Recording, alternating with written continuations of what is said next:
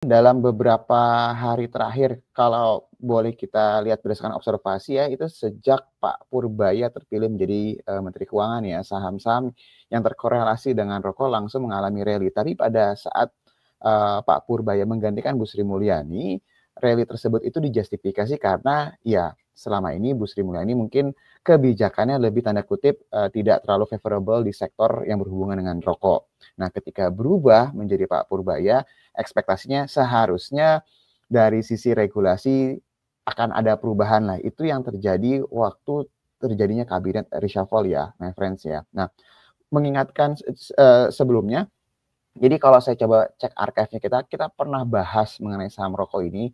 Terlepas ini pro kontra ya, mungkin ada yang suka, mungkin tidak ada yang suka.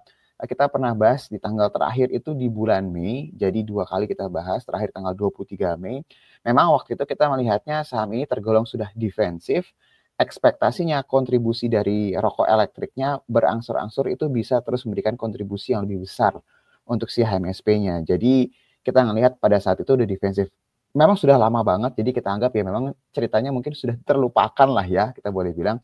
Beberapa hari terakhir ini banyak statement dari Pak Purbaya yang memberikan tanda kutip sentimen yang sangat positif ya. Jadi kita bahas dulu nih dari sisi industri rokoknya. Jadi kalau my friends lihat, yang pertama salah satu statement yang benar-benar memberikan efek yang sangat positif itu adalah ketika ada statement mengenai pembahasan mengenai, cukai hasil tembakau ya, reference atau cukai rokok ya, kalau misalnya kita boleh bilang. Memang belum ada pembahasan akan diturunkan atau, ada perubahan yang signifikan, tapi memang ada statement dari Pak Purbaya yang mengatakan bahwa, "Wah, ini kayaknya tinggi banget nih." Kalau misalnya my friends, nonton ya, dibilang, "Wah, tinggi banget nih, Firaun." Jadi ini suatu hal yang dinotis sama pasar, oh berarti sangat mungkin sekali akan ada perubahan dari sudut pandang, si cukai rokok ini. Nah, kenapa ini sangat penting sekali? Karena untuk perusahaan-perusahaan yang memang menjual rokok, cukai terutama untuk pemberlakuan cukai dalam jangka waktu yang panjang, itu akan memberikan kepastian buat perusahaan-perusahaan rokok untuk bisa menghitung cash flow mereka ke depan akan seperti apa. Karena seperti yang kita ketahui, biaya yang paling besar yang menggerus margin perusahaan rokok itu adalah datangnya dari cukai rokok. Jadi ketika ke depannya ini lebih clear, tidak ada peningkatan yang signifikan atau bahkan bisa lebih favorable buat existing pemain di industri rokok ini seharusnya akan memberikan kepastian margin yang lebih baik dan juga kepastian dari sisi laba yang akan lebih bertumbuh dalam beberapa waktu depan. Dan ketika ini angkanya berkurang yang cukup signifikan, otomatis labanya bisa naik secara signifikan. Ini justifikasi awal yang memang kalau misalnya dilihat kenapa rally di saham-saham rokok ini mengalami peningkatan.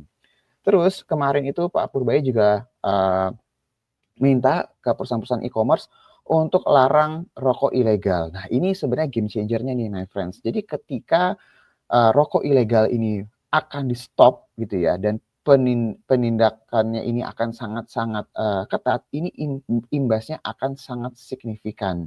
Karena logikanya kalau sudah dilarang, ditutup kerannya untuk penjualan rokok ilegal, cepat atau lambat pasti dari sisi masyarakatnya akan mulai kembali lagi gitu. Tapi balik lagi, cukainya pun juga harus disesuaikan kan, supaya orang itu pindah pun juga dengan, tidak ada, paksaan gitu ya, lebih baik balik ke rokok yang legal lagi gitu ibaratnya. Nah, ini yang kalau misalnya dilihat yang menjadi, beberapa alasan kenapa rally di saham perusahaan rokok ini, mengalami kenaikan yang sangat signifikan. Pasti my friends akan bertanya, apalagi imbasnya? Kira-kira akan masih lanjut atau tidak rally-nya?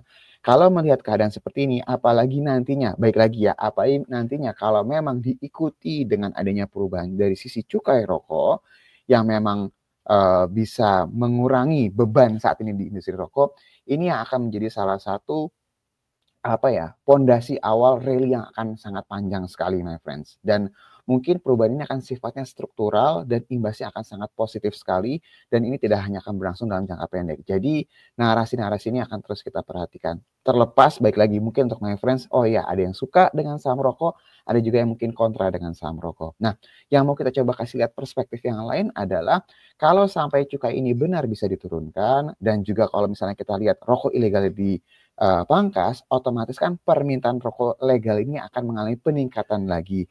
Nah, ketika hal ini berlanjut, otomatis daya serap untuk tenaga kerja cepat atau lambat akan mengalami peningkatan lagi nih my friends. Jadi untuk menjawab tenaga kerja. Mungkin emang nggak langsung bisa dalam skala yang sangat-sangat besar sekali, tapi setidaknya kita berangsur-angsur akan mulai melihat progres nih my friends. Dan ingat ya, progres yang seperti ini akan menjadi salah satu bahan bakarnya IHSG nih. Jadi ketika ini berlanjut, narasi ini berlangsung secara positif, cepat atau lambat marketnya akan bereaksi dan tendensinya pasti ke arah yang lebih positif. Jadi ini jangan hanya lihat dari sisi industri rokoknya aja my friends, tapi adanya potensi penyerapan tenaga kerja yang harusnya akan berangsur-angsur memperbaiki daya beli masyarakat nih my friends. Jadi ini seharusnya kita bisa melihat sentimen yang cukup positif buat nggak hanya industri rokok, tapi juga positif buat pergerakan pasar saham Indonesia atau di IHSG ini sendiri. Itu perspektif yang bisa memberikan